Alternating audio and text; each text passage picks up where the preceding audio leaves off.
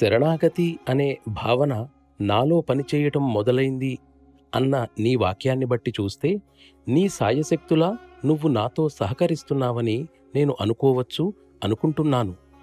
ఈ దిశగా నీవు చేస్తున్న ప్రయత్నాలన్నింటికీ నేను చాలా కృతజ్ఞుడను. నీవు పరిస్థితుల ప్రభావం చేత గాని, లేక అప్పుడప్పుడు లోపల నుండి వచ్చే భావాల మూలాన, లేక ఆవేశాల మూలాన గాని ఉగ్రరూపం దాల్చే పరిస్థితులు లేకుండగా అతి త్వరలో సమతుల్య స్థితిలో ఉన్న మనస్సును సాధించాలని నేను త్రికరణ శుద్ధిగా కోరుకుంటున్నాను.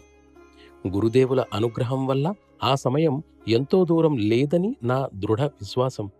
నా గురుదేవులు చెప్పినట్లుగా మనం నీటికోడిలా జీవించటం నేర్చుకోవాలి.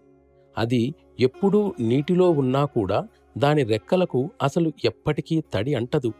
నీటిలో ఉంటూ కూడా తడి అంటకుండా ఉండే తామర పువ్వు అనేది ఇటువంటిదే మరొక ఉదాహరణ.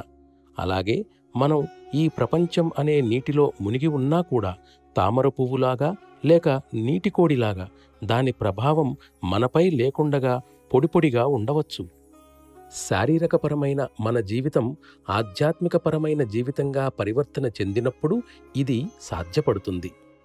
మనలని మనం ఆ పరాశక్తి లేక దివ్యశక్తికి సమర్పణ చేసుకోవడం ద్వారా ఈ ఆత్మికపరమైన జీవితాన్ని సాధించవచ్చు. మనం సాధించలేని పెద్ద పెద్ద విషయాలను గురించి చెప్తున్నానని ఎవరైనా అనుకోవచ్చు. కానీ దీన్ని ఆధ్యాత్మిక జీవితం యొక్క మొట్టమొదటి రోజు నుండే ప్రారంభించవచ్చు.